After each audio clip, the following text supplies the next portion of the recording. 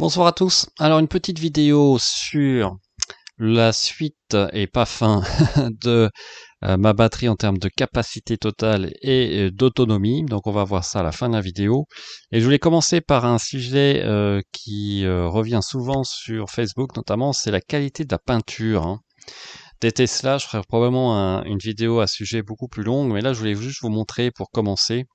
Quand j'étais au superchargeur, là, parce que toujours à essayer de mesurer la capacité totale de ma batterie, j'ai fait le tour de la voiture pour une fois, en plein jour, et voir exactement si j'ai vraiment des défauts, hein, de peinture. Alors, en termes de défauts de couleur uniforme, il n'y a pas de problème.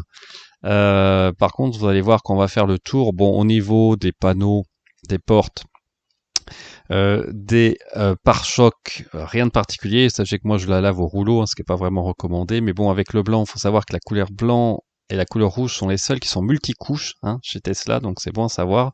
Faites attention notamment avec la couleur noire. Il peut y avoir quelques petits soucis d'après ce que j'ai entendu, puisque c'est qu'une monocouche. Et ce qu'on va voir là plus précisément, voyez, hop, voyez le petit point en bas là. Je pense que c'est avec les gravillons. J'ai un petit bout de peinture qui est parti malheureusement. Et maintenant après, ce qui va que je regarde encore plus attentivement, c'est les bas de caisse. C'est pour ça que j'essaie de rouler vraiment le plus doucement possible quand il y a des gravillons. Et là, vous allez voir aussi, il y a un petit endroit là, hop, vous le voyez ici, là où mes enfants rentrent, où j'ai un petit impact, où je probablement aussi un petit bout de peinture qui est parti. Quant au bas de caisse, bon, il va falloir que je me penche sur la question. Et devant, j'ai regardé si autour des passages de roues, hein, où il faut vraiment regarder, notamment, il montre bien que au Canada, avec le sel et le froid, c'est pas très très bon.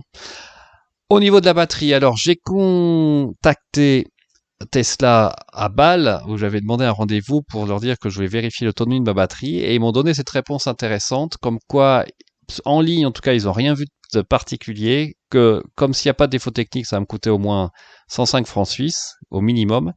Et ce qui est par contre intéressant, et qui m'a fait sourire, c'est la suite en fait, qui suppose qu'il n'y a aucun accessoire installé sur ce système 12 volts. Or, j'ai le système OBD2 avec l'application Skyline Tesla, et que j'ai aucune autre application qui accède au véhicule, alors que j'ai Tesla Fi, j'ai Tesla Advanced Notification, et puis Jetlix quand je recharge à domicile. Donc, écoutez, j'ai laissé ça à l'heure actuelle tel quel. Je n'ai pas demandé plus d'informations, j'ai annulé le rendez-vous. Et je vais voir au cours des différentes recharges que je vais faire pendant l'été, puisque je vais faire un grand road trip, donc je vais vous parler plus tard, ce que ça donne. Alors il y a plusieurs solutions, hein, pour la batterie, remonter à 100%, rester à 90% plusieurs jours.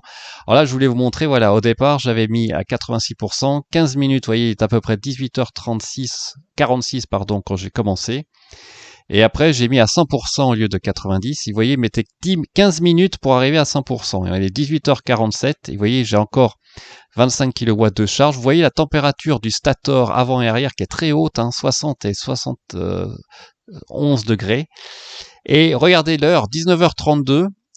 Toujours pas fini, donc ça fait 45 minutes en fait plus tard, pas 15 minutes. Toujours pas fini de recharger. Là, je suis plus qu'à 1 kW de charge. Et quand vous regardez avec Scan ma Tesla, j'arrive bientôt, je suis déjà à 100%, mais je recharge toujours, hein. Et par contre, il met toujours bien que mon nominal pack est à 70,9 kWh en comptant le buffer de 3,2, donc ce qui revient bien à ce que j'ai dit avant, à peu près 67-68 kWh d'utilisable, alors que j'attendais au moins 71. Donc malgré d'avoir attendu très très longtemps, vous voyez, je suis toujours à cette capacité nominale de 67-68 kWh si j'enlève le buffer de 3,2. Et là, c'est pour vous montrer à la fin la température, parce que la batterie a continué à monter en température pendant la charge, hein. Je suis arrivé, j'étais à peu près à 35 degrés, c'est ce que vous voyez en bas là de l'écran, 53,8 maintenant. Donc j'ai pris 25 degrés à peu près. Et regardez les températures des stators, 94 à l'avant, 80 à l'arrière. Donc ça vous montre aussi, c'était à peu près 5 kW d'utilisé pour le préchauffage de la batterie pendant que je roulais. Donc en conclusion, ce que je vais faire maintenant, c'est que je vais essayer de baisser la batterie vers 30 voire 20%, la recharger jusqu'à 90, soit voir si je vais regagner de l'autonomie, mais franchement, je ne pense pas. Je pense que ça dépend vraiment de la capacité nominale et je vois pas comment je vais regagner 2 à 3 kilowatts de capacité nominale. Je pense que le calcul de l'algorithme, quand vous gagnez de l'autonomie en été, se base sur le fait que votre autonomie moyenne est inférieure à l'autonomie de base, on va dire, du calcul du système Tesla, qui n'est pas vraiment autour de 155 Wh au kilomètre, hein, contrairement à ce qui est marqué sur l'écran quand vous allez dans le module énergie. Je pense que c'est un peu plus bas, mais quand vous êtes encore plus bas, bah, vous gagnez un peu d'autonomie, comme moi, là, j'ai gagné 10 à 15 km. Mais pour vraiment remonter encore de 30 km, honnêtement, je serais vraiment étonné. Ça voudrait vraiment dire que là, j'ai ma capacité nominale qui est mal calculée, donc qui me remettrait en fait 2 à 3 kilowatts d'un coup. Donc on va voir. Honnêtement, j'y crois pas trop. Je pense que maintenant c'est fixé. Je vais rester à cette autonomie-là et dégradation autour de 8 à 9%.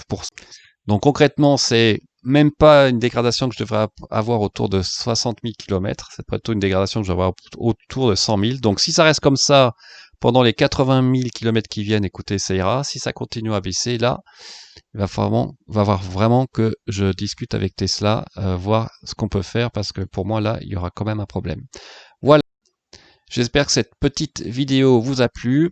N'hésitez pas à laisser des commentaires, des pouces bleus et à utiliser mon lien de parrainage si le corps vous en dit. Et on se dit à très bientôt sur Tesla Alsace.